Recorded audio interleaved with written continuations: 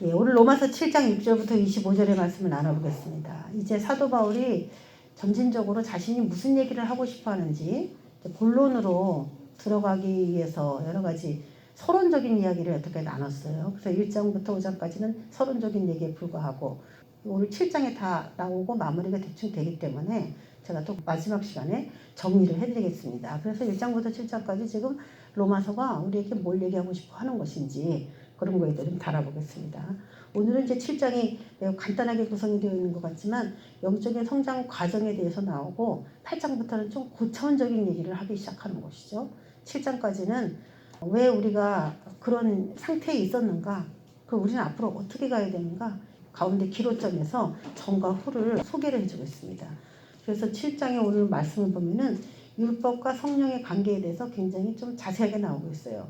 그 율법을 받았던 그 사람들하고 성령을 주시는 하나님의 목적이 도대체 뭐가 다른 것인지 그런 것에 대해서 이제 나눠볼 텐데, 자, 우리가 7장 1절에 시작할 때 법에 대해서 얘기를 하면서 이 법이 꼭 남편에 비유돼서 소개가 되고 있었습니다.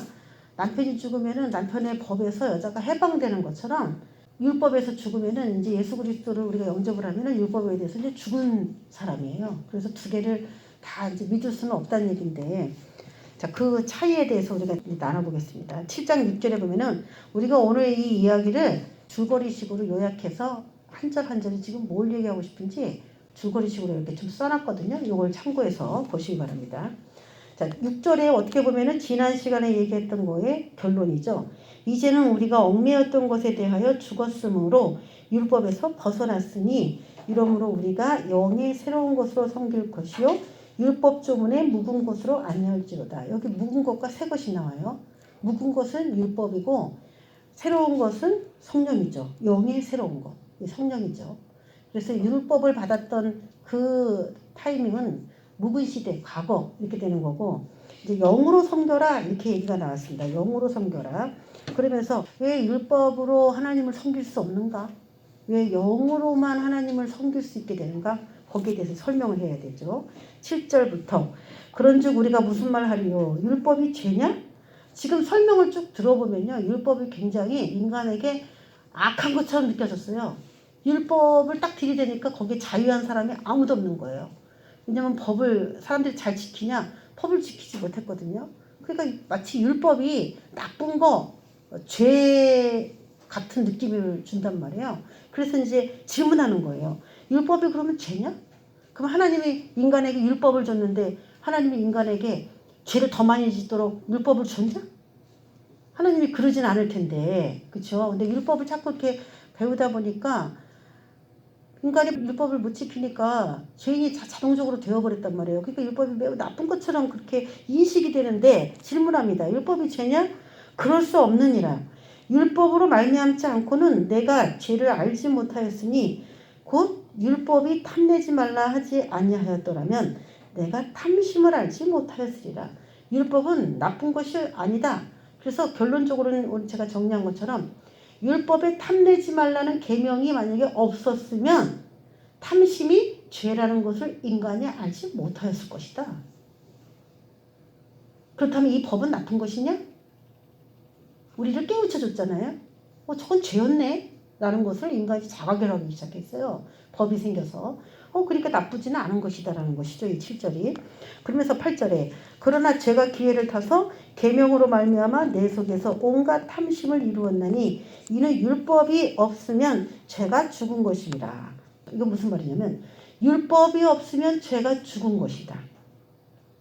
죄가 기회를 타서 계명으로 말미암아 내 속에서 온갖 탐심을 이루었다. 이건 뭐냐면은 죄가 우리 안에 있는 어떤 인격체인 것처럼 지금 설명을 하고 있어요. 죄가 약간 몰래 들어온 도둑 같아요. 강도같이 묘사가 되어 있습니다. 우리 안에서 몰래 이렇게 죄가 숨어있는 모습인데 우리가 이제 법을 딱 어기잖아요. 계명을 딱 어겨버리면 너 죄졌지? 하면서 인간을 당황하게 만드는, 어떻게 보면 몰래 사람들이 교통법규를 잘 지키기 위해서 경찰이 안전하게 하기 위해서 막 이렇게 나와가지고 교통정리하는 그런 입장이 아니라 몰래 숨어서 교통 위반을 할 때까지 기다렸다가 쓰시오, 당신 딱지요, 이렇게 딱지를 끊기 위한 도로 검열을 하는 것처럼 그런 느낌이란 말이에요, 이 죄가. 그래서 계명을 이용하더라는 거예요. 죄가. 계명을 어기면 자기가 야 내가 이겼다 약간 그런 느낌인 거예요. 그러니까 인간이 율법을 어길 때마다 이 죄는 우리 안에서 너무나 좋아한다는 거지. 신나한다는 거예요. 죄가 기회를 타서 계명으로 말미암아 내 속에서 온갖 자기가 하고 싶은 욕구를 다 충족했다는 거죠. 법이 생겼기 때문에 합법적으로 인간을 범죄자를 만들어버린 거예요. 이 죄가. 이는 율법이 없으면 죄가 죽은 것이라. 이건 무슨 말이냐면 율법이 없으면 죄가 죽은 것이라. 죄의 대가를 물을 수 없었는데 율법이 없었다면 호루라기 쭉 불면서 당신 그 교통 위반했어요. 율법이 없으면 그거 못하는데. 그러니까 죄가 죽은 상태가 된다는 거죠. 법이 없으면. 근데 법이 생기니까 죄가 살아난 거예요. 너 죄졌어. 너 죄졌어. 너 죄졌어. 법을 어겼네. 죄졌어. 이렇게 되었다는 거죠. 율법이 없었으면은 죄의 대가를 물을 수 없었기 때문에 죄가 죄되지 못한 것이죠. 그렇지만 율법이 있으니까 이제 죄가 된 거죠. 우리가 여태까지 했던 거에 어떻게 보면 총 요약입니다. 오늘이 7장이. 전에 것을 한번 볼까요? 9절에 전에 율법을 깨닫지 못했을 때에는 내가 살았더니 계명이 이름에 죄는 살아나고 나는 죽었도다. 이건 참 중요한 얘기 같아요. 우리가 신앙생활을 하면서도 말씀을 모르고 그냥 막 신앙생활 할 때는 다 잘났어. 그냥 자신이 최고고 그냥 교회 다니면서 신앙생활 하니까 뭐 부족한 게 없어요. 그냥 다니는 거예요. 그런데 하나님의 은혜를 확 받고서 이제 말씀이 열리기 시작하면서 읽다 보면은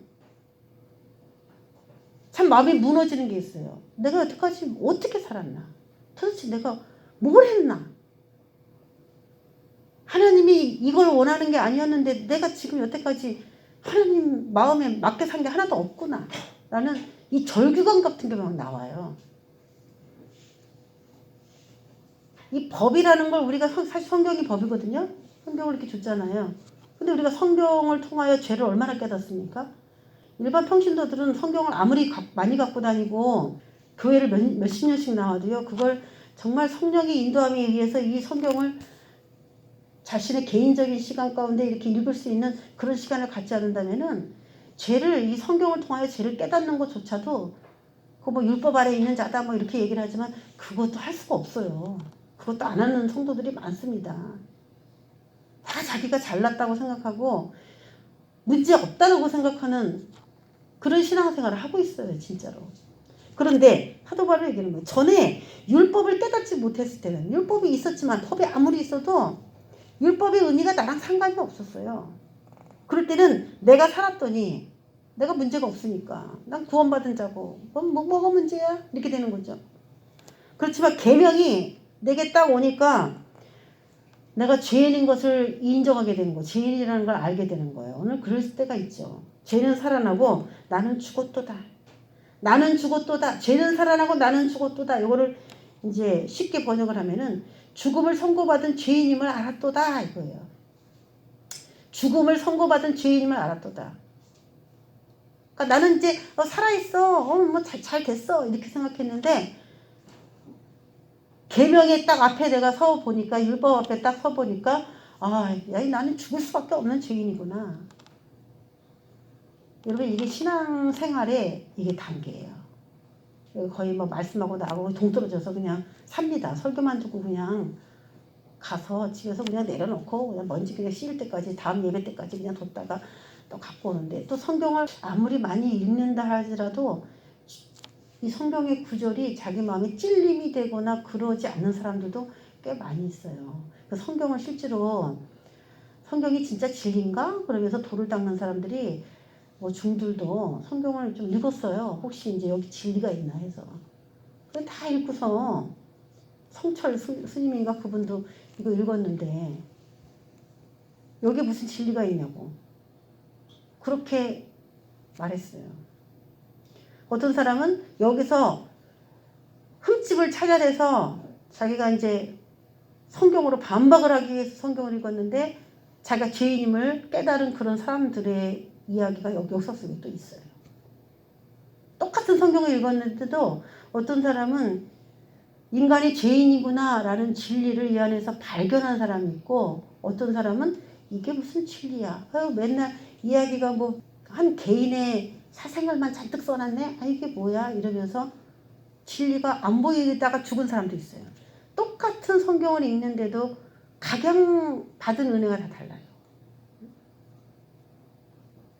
이 사도 바울은 이걸 아는 거예요. 죄는 살아나고, 야, 나는 죽었구나. 그걸 깨달았어요.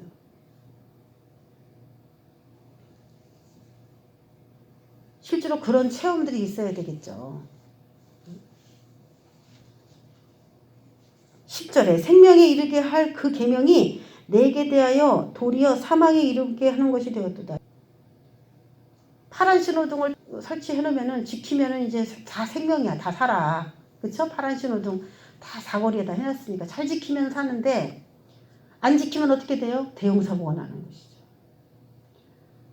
마찬가지로 생명에 이르게 할 그 율법인데 내가 그걸 지킬 수 없으니까, 지킬 수 없는 인간인 거를 깨닫는 그 순간 도리어 생명은 어디 가고 나는 죽을 죄인이 돼버린 거죠. 생명에 이르게 할 그 계명인데, 계명은 좋은 거예요. 그래서 율법은 나쁜 게 아니에요. 율법이나 계명이나 같은 말이에요. 율법 속에 들어있는 하나하나의 그 명령들을 계명이라고 쓴 거예요. 하나님의 명령들을. 11절 제가 기회를 타서 계명으로 말미암아 나를 속이고 그것으로 나를 죽였는지라. 또 나오죠. 지금 계속 뭘 강조해요? 이 죄를 강조하죠. 죄. 지금 이 얘기 하려는 거예요. 지금 사도 바울이.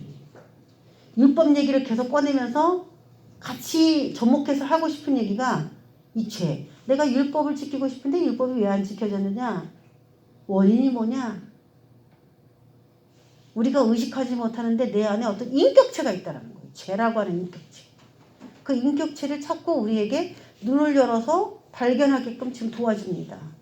우리는 죄 그러면 어떤 검은 어떤 하나의 점, 이렇게 쉽게 생각할 수 있겠지만, 이 죄는 어떤 인격체에 의해서 파생되어 나오는 거예요. 사탄, 마귀라고 하는 어떤 영적 존재에 의해서 흘러나오는 거란 말이에요. 그러면 우리 영 안에 본질적으로 사탄의 보좌가 있었다는 얘기가 되는 거고, 거기서 죄를 지을 수밖에 없는 그런 것들이 쏟아져 나오고 있는 거죠. 어떤 그 영의 한 중심 부분에 대해서 지금 뭔가 자각이 일어났어요. 사도 바울이. 이로 보건대 율법은 거룩하고 계명도 거룩하고 의로우며 선하도다. 법 자체 거룩하죠. 그 아래에 있는 모든 명령들도 다 거룩하고 의로우며 선하도다. 율법은 은혜로 주신 것입니다.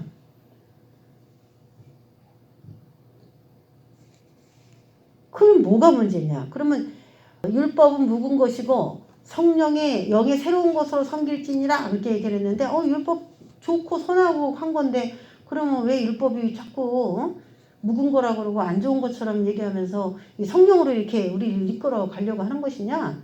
이 지금 모든 맥락들이요. 율법이 지금 보면 좋은 거죠. 그러니까 우리가 지금 율법 아래에 있는 삶과 성령 아래에 있는 삶을 지금 사도 바울이 얘기를 해주려고 하는데, 율법 아래에 있는 삶은 뭔가 옛날 것이라는 느낌이 주지만 나쁜 건 아니란 말이에요, 분명히. 그런데도 이렇게 하면 안 된다는 거죠. 여기에서는 의롭다 하심을 얻을 수 없기 때문에 율법 아래에 있는 거를 권면을 하지 않는 거예요, 지금. 그래서 의롭게 되려면 성령 안으로 얼른 가라고 하면서도 율법이 나쁜 것은 절대 아니라고 강조를 하고 있는 것입니다. 그러면서 우리 14절 보겠습니다. 우리가 율법은 신령한 줄 알거니와 나는 육신에 속하여 죄 아래에 팔렸도다. 결론적으로 지금 14절에도 나오죠. 결론적으로 지금 사도 바울이 말하고 싶은 취지는 율법은 거룩하고 계명도 거룩하고 의로우며 선하도다. 율법은 신령하다. 결론이에요, 이게. 묵은 것이라고 얘기했는데도 불구하고 결론적으로 율법은 아무 잘못이 없다는 것이죠. 그래서 율법이 그러면 배척돼야 되는 그런 것들이냐? 우리가 하나님의 법, 하나님이 우리에게 법으로 줬잖아요. 이거 다 법으로 이렇게 줬는데 이 법을 그러면 다 무시하고 그러면 살아야 되느냐? 또 거기에 대한 이제 의문이 들잖아요. 그게 아니죠. 율법은 여태까지 한 얘기를 결론적으로 요약한다면, 율법은 내가 죄인인 것을 확인하는 도구로서는 꼭 필요한 것이에요. 그런데 율법이 할 수 있는 일이 왜 의롭다 받다 하심을 못 받냐면은 요거밖에 못 하기 때문에 그래요. 내가 죄인인 것을 읽다 보면, 주님의 법을 읽다 보면은 살인하지 말라, 간음하지 말라, 도둑질하지 말라, 이웃의 물건을 탐내지 말라, 뭐 우상 숭배하지 말라, 안식일을 지켜라, 여러 가지 그 계명들이 있어요. 그런 계명들을 우리에게 주신 것은 그럼 우리에게 아무 소용이 없는 건데 줬냐? 그게 아니라 그것을 안 지키면은 죄다라는 것을 우리가 알아야 돼요. 그러면 성경을 안 읽어도 되냐? 아니, 읽어야 된다는 거지. 그렇죠? 우리가 죄인인 것을 확인하려면 하나님이 주신 그 법을 통해서 통렬하게 그걸 깨달아야 돼요. 우리가. 그게 필요해. 근데 율법의 약점은 뭐냐? 그 사람이 자기가 죄인인 걸 통렬히 깨달았는데 그 다음에 고치게 할 수 있는 능력이 없다는 거.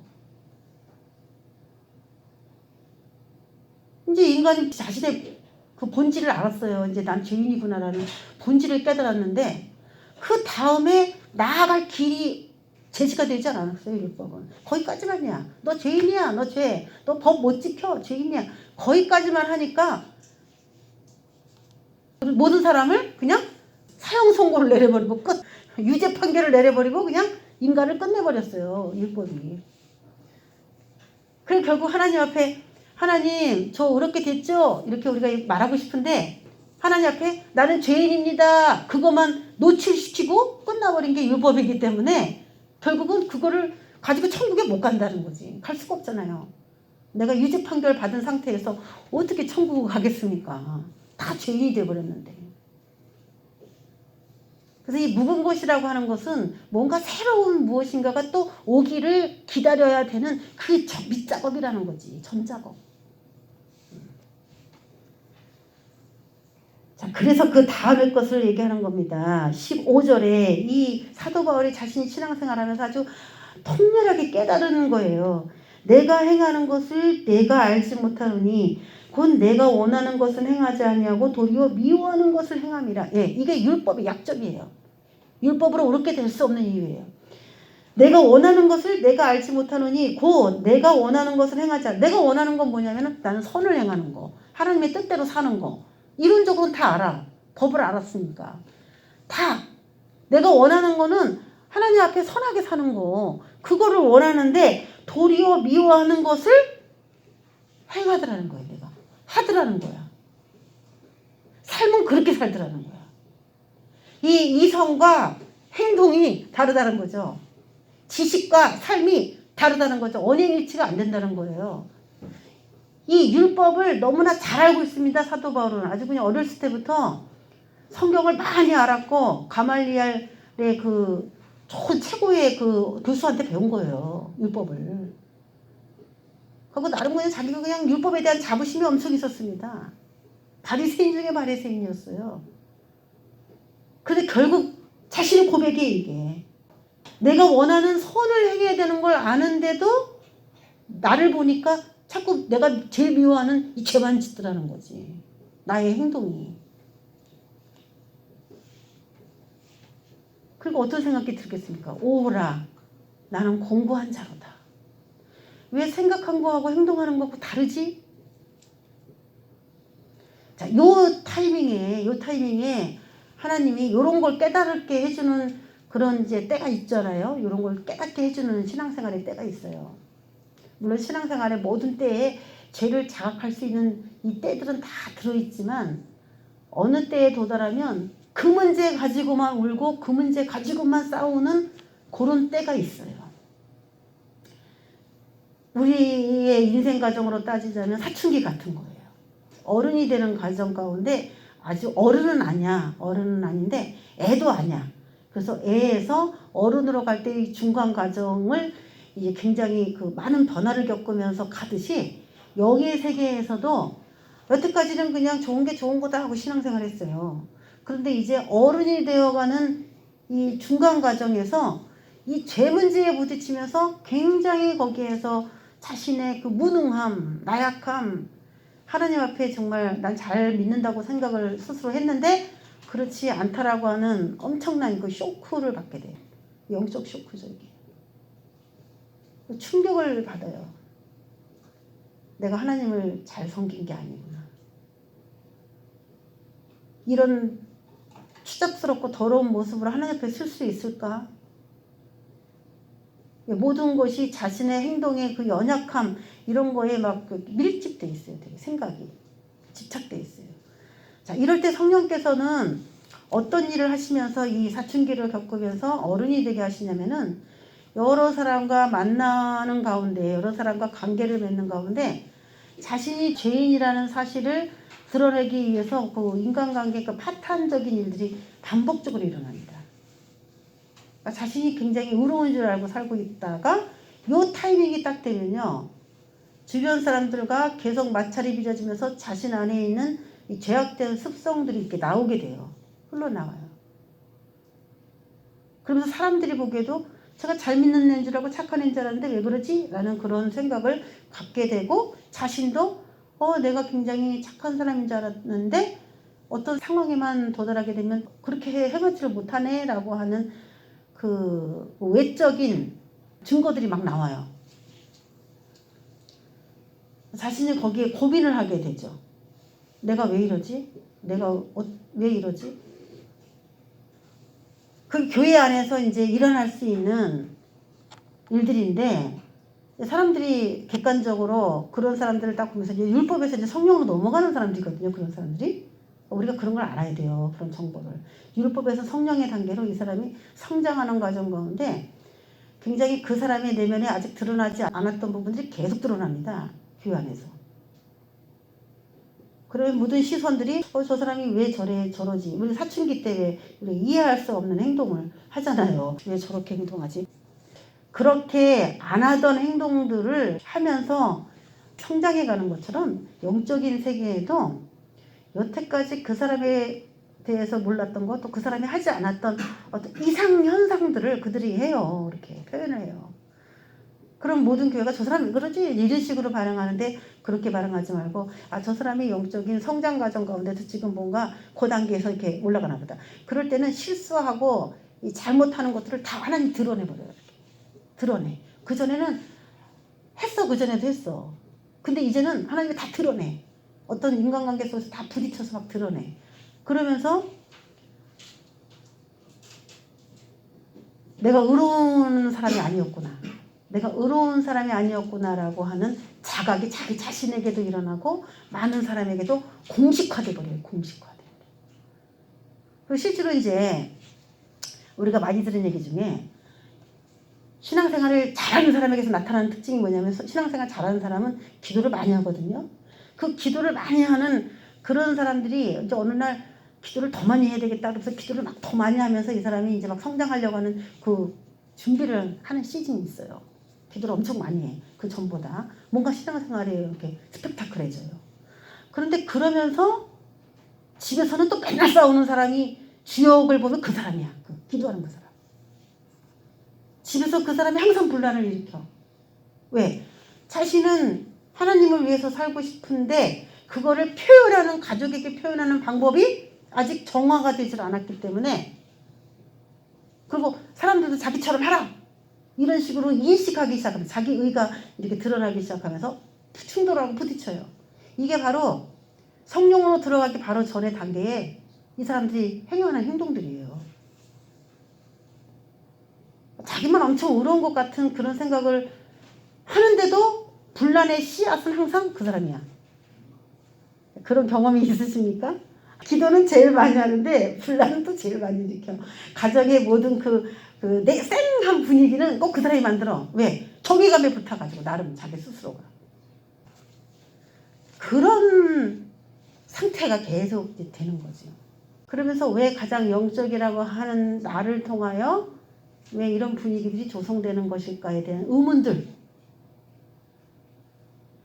그런 분위기를 좋아하는 사람은 없잖아요. 근데 교회는 가령 그런 사람들이 똑같이 어린아이에서 똑같이 커버리는 그 동시다발적 사건이 일어나는 것이 아니고 어떤 사람은 너무 어리고 어떤 사람은 조금 경험이 풍부하고 어떤 사람은 사춘기고 이런 사람들이 막 조화롭게 교회 안에 있기 때문에 그런 것들을 영적으로 이렇게 캐치할 수 있어야 뭐야 저 사람 이런 식으로 정죄하지 않고 지켜봐 줄 수 있는 그런 요인이 되는 겁니다. 이 영적 성장 과정 안에. 그러면서 사도 바울이 깨달은 거예요. 왜 내가 원하는 거는 선인데 왜 내가 자꾸 악을 행하지? 뭐지? 거기에 번민에 사로잡혔어요. 그게 이제 15절에 이 호소야, 사도 바울이. 내가 원하는 선을 행해야 되는데 도리어 미워하는 것을 행하는 나. 왜 내가 알고 있는 지식하고 행동하고 이렇게 다르지? 여러분 아침에 일어나면 하나님한테 반대되는 일만 하고 싶다. 그러면서 눈 뜨는 사람은 없잖아요. 오늘 하나님을 위해서 뭐 기쁘게 할 거 없나요? 마음이 어려운 사람이 있다면 만나게 해주시고 그 사람을 진리 가운데 또 잘 인도하게 해주세요. 뭐 그런 기도도 한단 말이에요. 그런데 실제로 하루를 이렇게 살다 보면 또 어떻게 그냥 하나님하고 상관없이 이렇게 하루를 살았다. 그러면 또 마음이 또 꿀렁꿀렁 하면서도 하면 되잖아. 그렇지만 안 돼. 그게 잘 안 돼. 내 성향 때문에도 안 되고 뭔가 여러 가지 상황 때문에 안 되는 거죠. 그게. 16절에 만일 내가 원하지 아니하는 그것을 행하면 내가 이로써 율법이 선한 것을 시인하노니 이제는 그것을 행하는 자가 내가 아니요 내 속에 거하는 죄라는 것을 내가 알았도다. 이거예요.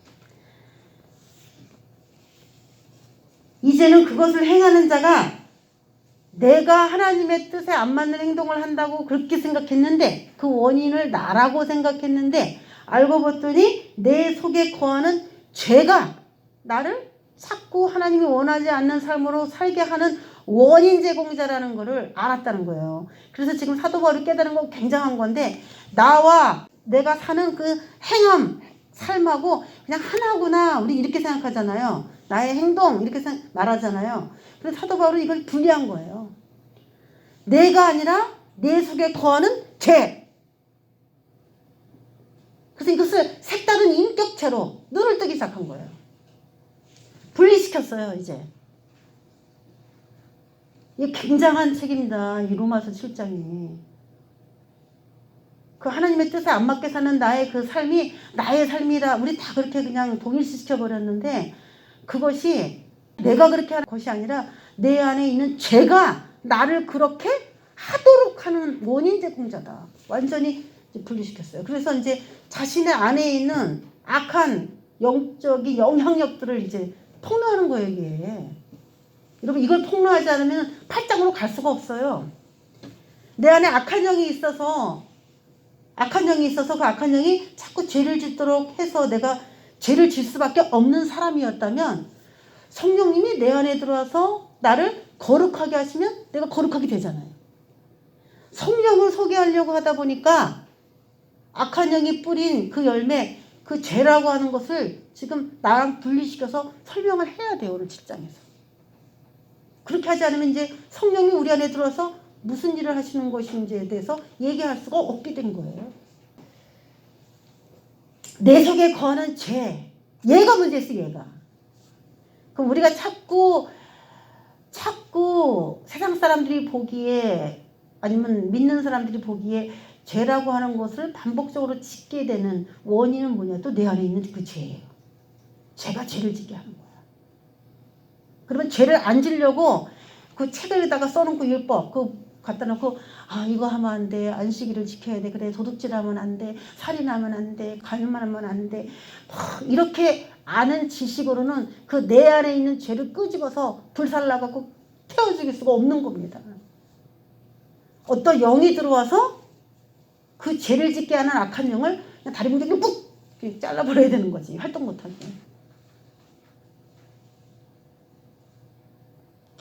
내 안에 있는 그 죄가 문제라는 것이 이게 이제 이 7장에서는 굉장한 소득이에요. 이게. 여러분도 내가 이거 하지 말아야지. 나 이렇게 하지 않도록 조심해야지 하지만 조심이 그게 됩니까? 안 되죠. 그래서 어떻게 해야 돼요? 성령님, 제가 이런 습관을 엄청 싫어하는데 이걸 끊어질 수 있도록 성령님 도와주세요. 내 안에 성령님 충만하게 들어오세요. 악령이 충만해서 그 죄를 져가지고 모든 것들이 내 삶에 힘들게 한다면은 악령이 나가려면 어떻게 돼요? 성령님이 안에 충만하게 들어오시면 되는 거야. 성령님이 충만하게 들어오면 악한 영도 충만하고 성령님도 충만할 수가 없어요. 안에서 영적 대결이 일어나는 거기 때문에 그 성령님이 충만하게 임하면은 그만큼 악령은 작아지는 거죠. 그러니까 죄를 지을 수 있는 그 요지가 작아지는 거예요. 성령을 초청해야 된다는 거예요. 그 율법은 묵은 것이고 영의 새로운 것으로 섬겨라. 어떻게 섬기냐? 그분이 들어오면 어떡한다? 그 죄를 축소시킨다. 그 죄를 축소시킨다는 거죠. 나는 죄인입니다 깨달았으면 그 다음에 어떻게 하느냐? 성령님이 오셔서 내 죄를 축소시켜 줄 수 있다. 그래서 이제 성령을 의지하고 살아라. 이거죠. 성령을 의지하고 살아라.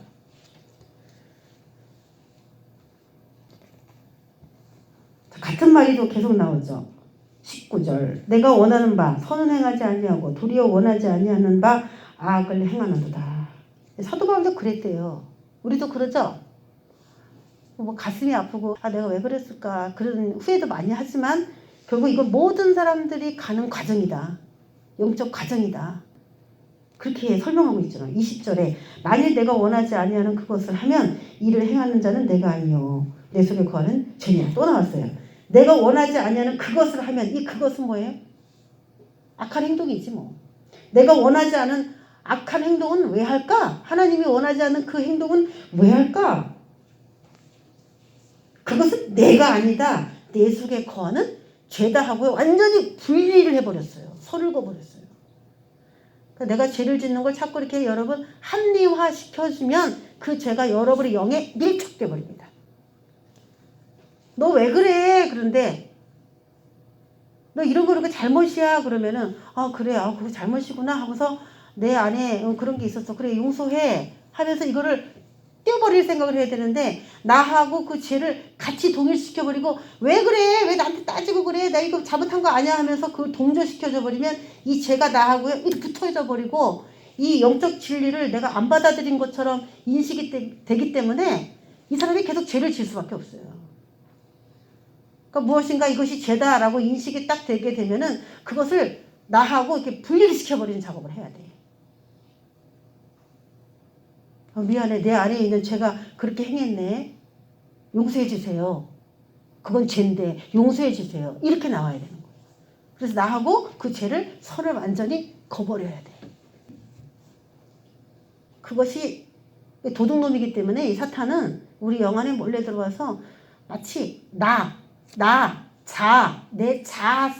내 자아가 곧 나라고 생각하는데 이 자아 속에 걔가 들어와서 마치 그 변장을 하고 있는 거예요. 나처럼 속이고 있는 거예요. 내가 그 사탄을 악한 영을 나인 걸로 그렇게 동일시켜버리면 안 돼. 여러분 이제 제가 초창기엔 그런 거 많이 했는데 어떤 생각이 이렇게 떠오르는데 그 생각이 그 좋은 생각이 아니야.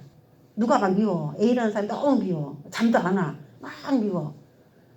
그럼 어떤 방법을 쓰면 좋을까요? 오늘 이거를 적용을 하세요. A라는 사람이 너무 미워. 그래서 막 잠도 안 와. 그러면은 맞아. 너는 내가 싫어할 수밖에 없어. 너는 잘못했기 때문에 내가 싫어하는 게 당연해. 미워하는 게 당연해. 막 이러면서 막 이제 내일 아침에 일어나서 어떻게 해줄까? 막 그냥 밤새도록 그런 얘기를 막 생각하는 거예요. 그렇게 하면은 이 죄가 나하고 내 자아하고 붙어가지고 하나처럼 나를 계속 속입니다. 그럼 어떻게 되냐면 나한테 이런 생각을 주는 너는 누구냐? 나한테 지금 그 사람에 대해서 계속 집착하게 만드는 너는 누구냐? 그런 생각을 계속 하게 하는 그 원인 제공자를 끄집어 불러내야 돼. 너 누구야? 너 누구야? 너 누군데 나한테 계속 그 생각 줘? 내가 잠도 못 자게 만들 정도로 계속 그거에 집착하게 만드는 너 누구야? 너 어떤 영이야? 너 악한 영이지? 이렇게요. 내가 그런 생각이 들었어 라고 말하지 말고 그 생각을 주는 너는 다른 존재다 라고 선을 그어버려야 돼요. 그래서 우리 에베소서에서도 혈과 육으로 싸우지 말고 하늘에 있는 악의 영에 대해서 싸우라 이렇게 얘기를 하는 거잖아요. 혈과 육. 그 사람이 문제가 아니라 그 사람도 농락당하는 거죠. 그 사람 안에 있는 죄가 그런 일들을 하는 것이죠. 그렇다고 해서 그 사람이 가깝게 지내기 편하냐? 또 그건 아니에요. 우리가 서로 그런 걸 다 알고 지내면은 더 유익한데, 나는 알지만 저 사람이 몰라도 그거 참 힘들어. 계속 반복적으로 그걸 아무 죄도 아닌 것처럼 하고 계속 한다면 그것도 사실 힘들잖아요, 우리가. 우리는 이제 그 원리를 알아야 된다는 거예요. 내 마음에 떠오르는 그 나쁜 생각들, 옳지 않은 생각들을 내 생각이다라고 인정하지 말고, 그 생각을 나게 하는 영적 존재에 대해서 꾸짖고 떠나가게. 예수 이름으로 떠나가. 난 네가 주는 생각대로 안 할 거야. 내 안에서 역사하지 못해. 난 이제 잘 거야. 난 그 사람 다 용서했어. 이런 식으로 그 사람과 나 사이에 영적인 이간질을 시키는 영에 대해서 완전히 파쇄를 해버려야 되겠죠. 20절 만일 내가 원하지 아니하는 그것을 하면 이를 행하는 자가 내가 아니요 내 속에 거하는 죄니라. 예, 되게 중요한 얘기입니다. 그러므로 내가 한 법을 깨달았느니 그 선을 행하기 원하는 나에게 악이 함께 있는 것이로다. 예, 요걸 깨달은 거예요. 인간의 몸의 구조를 깨달았어요, 사도 바울이. 하나님의 법과 한 다른 법이, 이 두 가지 법이 내 안에, 인간의 몸 안에 공존하고 있구나 라는 걸 깨달았어요. 그래서 하나님을 엄청 막 섬기고 싶어 하는 마음은 있는데 행동이 그게 안 되는 거야. 왜 안 되지? 왜 안 되지? 죄의 법이 같이 있다는 거예요. 같이. 21절 그러므로 내가 한 법을 깨달았노니 그 선을 행하기 원하는 나에게 악이 함께 있는 것이로다. 내 속사람으로는 하나님의 법을 즐거워하되 나 율법 다 지키고 싶죠.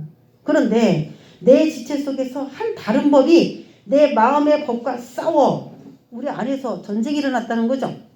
내 지체 속에 있는 죄의 법으로 나를 사로잡는 것을 봅니다.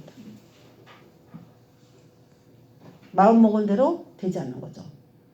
그래서 지금 하나님의 법과 한 다른 법, 죄의 법이 같이, 법이 두 개예요. 그러니까 지금 우리 율법만 얘기했잖아요. 그 율법이 묵은 것이라 그랬잖아요.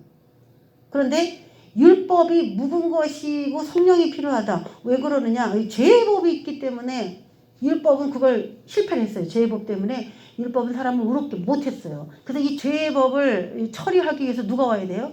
8장에 생명의 성령의 법이 오셔야 돼요. 할렐루야. 죄의 법을 처리해야 돼. 그래서 생명의 성령의 법이 오셔야 돼. 그래서 생명의 성령의 법은 율법보다 훨씬 위대하고 율법이 하지 못한 그 다음 단계의 일을 그분이 하실 수 있어요. 그래서 인간이 법 앞에 범죄자지 뭐. 이제 판결 받았으니까 범죄자인데 성령께서 오셔서 이제 그 사람을 이끌어갑니다. 인도해서 이끌어가요. 그러면 그 사람이 어떻게 되냐? 어느 날 성령께 이끌려서 막 신앙생활 하다 보니까 내가 율법을 지킨 걸로 하나님 앞에 인정받는 때가 있어. 난 율법을 막 지식적으로 막 외워갖고 막 지키고 그러진 않았는데 성령께서 이끄는 대로 순종하고 갔는데 결론적으로 주님 앞에 섰을 때는 네가 율법이 요구하는 하나님 사랑과 이웃 사랑을 다 실천했다. 땅. 너 의롭다. 이렇게 인정해줘. 그 성령이 우리 인도한 그 코스를 봤더니 율법에 연약해서 우리가 할 수 없는 것을 성령께서 하시도록 우리를 이렇게 해라 저렇게 해라 이렇게 해라 저렇게 하면서 끌고 가신 거예요. 율법을 인간의 힘으로는 못 지킨다. 누가 지키게 한다? 성령님이 친히 오셔서 율법의 요구, 인간에게 요구하는 그 의 일에 도달할 수 있도록 성령이 이제 이끌어 가셔서 완성, 마무리, 땅. 자, 예수 그리스도를 믿는 사도 바울의 영적 상태입니다. 그게 이제 25절에 나오는 거예요. 하나님의 법, 다른 법, 내 안에 싸워. 그런데 결국 어떻게 되냐? 계속 범죄를 하더라는 거지, 사도 바울도. 그래서 24절에 오호라 나는 공고한 사람이로다. 이 사망의 몸에서 누가 나를 건져내랴. 이 몸 안에 이 사망의 몸 안에 이 몸 안에 사망이 있다는 거야. 사망. 죄를 지면 사망이잖아요. 죄를 지면 그 대가는 죽음으로써 해야 되는데 어떡하지? 이 안에 두 가지 법이 있네. 어떡하지? 나는 공고한 사람이야. 난 공고해. 이랬다는 것이죠. 근데 25절에 우리 주 예수 그리스도로 말미암아 하나님께 감사하리로다. 이제 감사가 나와요. 왜 그러냐? 8장에서 그걸 소개하고 있는 거예요. 여기서 만약에 끝났다면, 율법에서 끝났다면 죽을 수밖에 없는데 이제 희망이 보이는 거예요. 사도 바울의 내면에 이걸 해결하신 은혜로 우리에게 죄 없다고 인정해 주시는 그 분이 보이기 시작하는 거죠. 그런즉 내 자신이 마음으로는 하나님의 법을, 육신으로는 죄의 법을 섬기노라. 여기서 쉽게 이제 번역을 제가 해드렸어요. 우리 주 예수 그리스도를 통해 나를 구원해 주신 하나님께 감사합니다. 아직도 내 마음은 하나님의 법을 따르고 육신은 죄의 법을 따르고 있습니다. 그렇지만 내 마음은 하나님의 법을 따르고 이제 성령께서 오셔서 그 8장에 있는 이야기 그런 것들을 쭉 전개할 거기 때문에 미리 감사한 거예요. 25절에 결론이 딱 떨어지진 않아요. 아직 나오진 않았어요. 그런데 감사한 이유가 이런 상태인데도 불구하고 이렇게 전개가 될 거기 때문에 감사가 나온 겁니다. 자, 그러면 요거를 이제 우리가 1장부터 7장까지 쭉 봤거든요. 요약을 이제 할게요. 7장까지. 자, 인간의 영적 성장 과정에 대해서 로마서가 어떤 결론을 내렸느냐. 첫 번째, 인간은 태어날 때 무신론자로 태어나죠. 어떤 신을 섬기고 그런 상태가 아니에요. 그런데 이제 태어나서 부모의 영향을 받든지 아니면 어떤 상황에 부딪혀서 예수님을 믿게 되든지 뭐 이렇게 믿게 되는데 그때부터 뭐 죄를 하나부터 열까지 막 인지하게 되고 그런 단계로 들어가지는 못합니다. 두 번째는 율법 아래 있는 자로 살게 돼요. 그냥 교회 오래니까 가고 기도하려니까 기도하고 뭐 그런 거예요. 그런데 어느 순간 어떤 경험을 그가 겪게 되느냐, 자신이 죄인임을 회개하며 자비를 강구하는, 내가 죄인입니다를 깨닫는 때가 있어요. 이게 이제 율법을 벗어나기 위한 마지막 단계 얘기. 나 예수 믿는데 왜 이러지?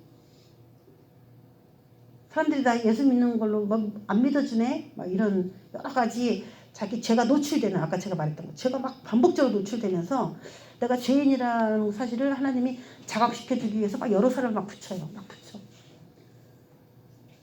너는 왜 그래? 너는 왜 그래? 너는 왜 그래? 막 이런 엄청난 그런 시간대 안에서 이 사람이 너무 괴롭습니다. 그래서 회개하며 하나님께 자비를 구합니다. 그럴 때 누가 나타나요? 예수 그리스도께 나타나요. 이게 교회 다니는 사람이라서 율법 아래 없는 게 아니에요. 자기가 입으로는 예수님 그러지만요. 예수님을 못 만나고 지금 교회 다니는 사람이 얼마나 많은데요. 다 율법 아래 있고요. 아직 자기가 죄인인 것을 하나님 앞에 엄격하게 테스트 받지 못한 사람이 많습니다. 교회 안에. 목사가 왜 저러죠, 목사님? 장로님이 왜 그러죠? 전도사님이 왜 저러죠? 우리가 이제 뉴스 보면 막 그렇게 나오잖아요. 왜 그래요? 직책이 중요한 게 아니에요. 영적 성장의 단계대로 이 성령의 활동을 따라서 이렇게 왔어야 되는데 그게 안 됐기 때문이에요. 자, 그 다음에 죄인임을 회개하며 자비를 구할 때 누가 딱 나타나냐? 예수님이 너의 모든 죄를 사하겠다 하면서 자신의 피 묻은 그 손으로, 몸으로 그 사람을 안아줍니다. 그래서 예수 그리스도를 믿는 자 가운데로 진짜 본격적으로 제대로 믿는 자 쪽으로 이제 들어오는 거죠. 그래서 말씀과 기도의 생활을 그들은 그 가운데서 행하게 되는 거고, 성령 체험도 같이 여기서 많이 이루어져요. 그 전에도 물론 성령 체험하죠. 말씀과 기도하죠. 그렇지만 이 3번 예수 그리스도를 본격적으로 믿을 때에 이 드리는 말씀과 기도와 성령 체험과는 비교될 수 없는 그런 성령 체험이나 말씀 기도 시간이 그 2번 그 상태에도 있을 수 있어요. 자, 그러면서 성령께서 본격적으로 그들의 삶에 개입하시고 이끄시기 시작하면서 하나님이 정말 살아계신 분이구나. 이론적인 분이 아니구나. 나를 지금 내가 어떻게 할까요? 이렇게 할까요? 저렇게 할까요? 물을 때마다 그분이 이렇게 해, 저렇게 해, 이렇게 해, 저렇게 하면서 진리 가운데로 계속 그 사람을 이끌어가요. 그래서 이 사람이 성장을 하게 됩니다. 그래서 지금 이 2번에서는 약간 2번을 쭉 지나다가 2번에서 3번 넘어갈 때 사춘기, 영적 사춘기를 겪게 되는 거고, 3번이면 이제 어른이라고도 볼 수가 있는데 아직도 성령님과 교제를 많이 하지 못했기 때문에 이때도 아직 행동적으로나 이럴 때는 미숙한 점들이 굉장히 많습니다. 그 다음에 이제 성령께서 좀 이끄시는 대로 그들이 살아간다면은 4번 영육간의 죄에서 이제 자유한 자. 하나님이 너 이제 죄에서 무관하다. 죄와 무관하다라고 땅땅땅 하고 그 사람을 완전히 마음으로도 하나님의 법을 섬기고 지체로도 하나님의 법을 따르는 이제 공고한 자로다. 거기서 완전히 해방이 돼가지고 마음으로도 하나님의 법을 즐거워하는데 그들의 삶에 있어서도 하나님의 법을 즐거워하면서 따라서 살 수 있도록 그런 사람이 완전히 되어버린 거예요. 그 사람.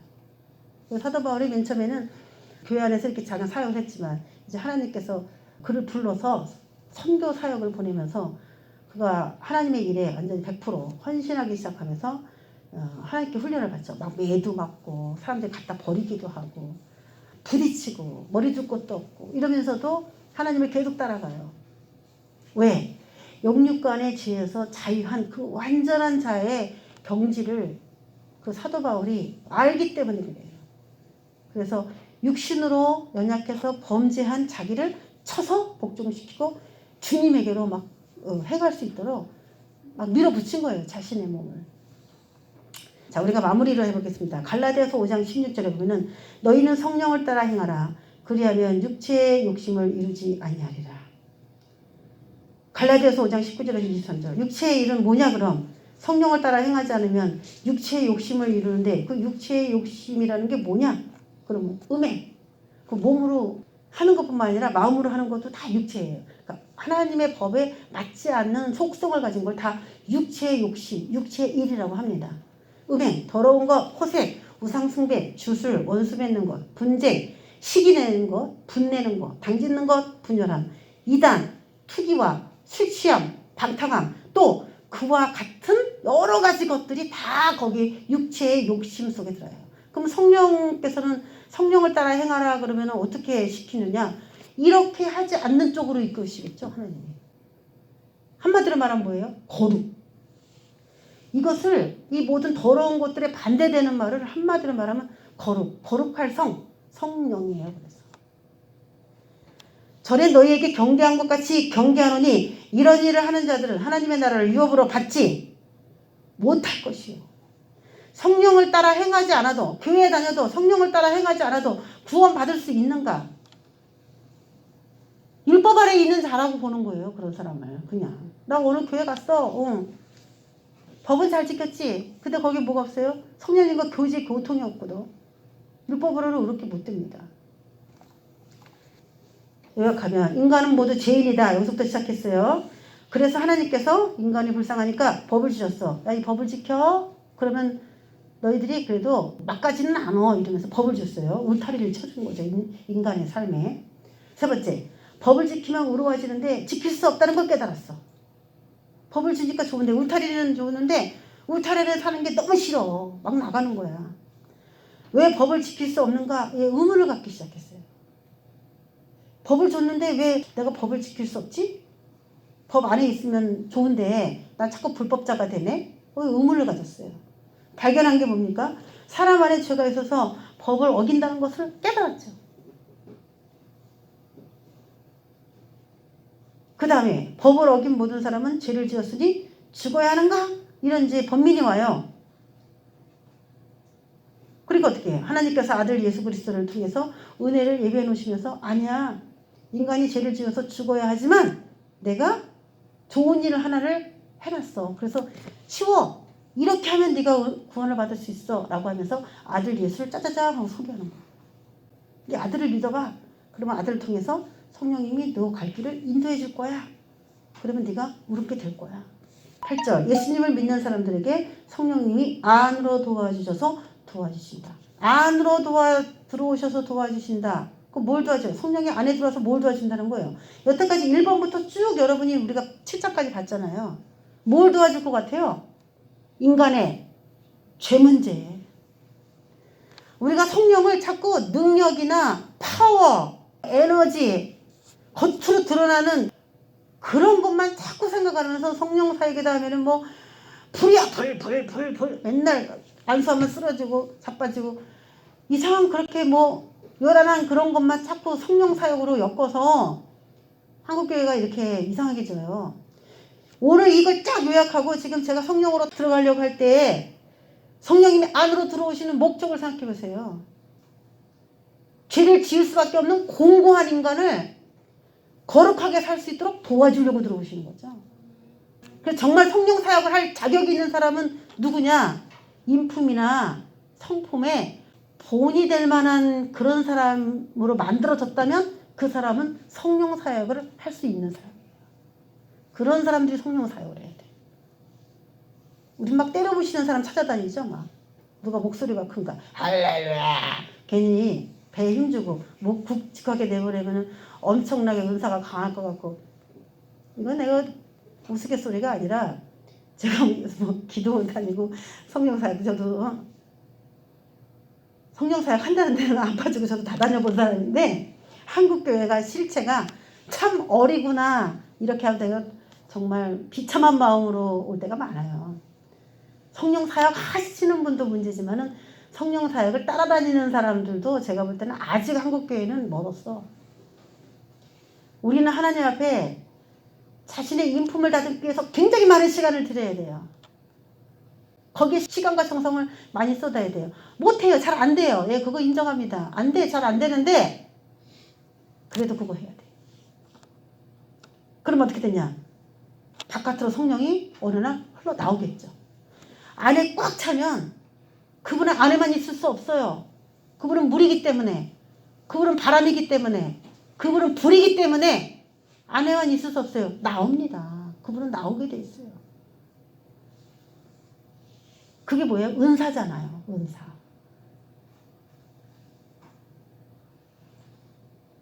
이런 준비가 안 된 상태에서 은사를 그냥 어서 날라리로 배워가지고 말이죠. 반말이나 찍찍하면서 욕하고 막 돈이나 뜯어대고 요구하고 말이죠. 그렇게 피멍드는 성령사역, 이상한 성령사역, 뭐 성령의 은사를 가르쳐준다고 하면서 500만 원, 100만 원 갖고 오라고 그러고 말이지. 안수해서 너 집 있냐? 땅 있냐? 우리가 바깥에 나가면 그런 얘기 엄청 많이 들어요. 막 사역만 하면은 땅 있어요? 집 있어요? 아, 그걸 왜 물어봐? 남 땅 있는지 집 있는지 왜 꼴떡거리 남의 거를. 지금 성령사역에 추태예요 이게. 성령님이 왜 오셨는지 다시 생각하시기 바랍니다. 성령의 은사 조금 부족해도 괜찮아요. 내가 성령님의 속성에 어느 정도로 합당하게 맞아 들어가고 있는지에 대해서 전념하다 보면 성령님은 반드시 바깥으로도 표현되실 수밖에 없다라고 저는 봅니다. 오늘 이 말씀을 통해서 여러분이 이제 우리가 아까 그 갈라디아서의 죄를 봤잖아요. 여기 그렇죠? 5장 19절부터 23절 여기를 보고 이런 것들을 하는 자들은 하나님의 나라를 유업으로 받지 못한다고 했는데 과연 나는 여기 중에 좀 제일 충격적인 게 뭐가 있을까 한번 찾아봐요. 그래서 오늘 이 문제를 가지고 기도하는 우리가 되길 원합니다. 기도하겠습니다.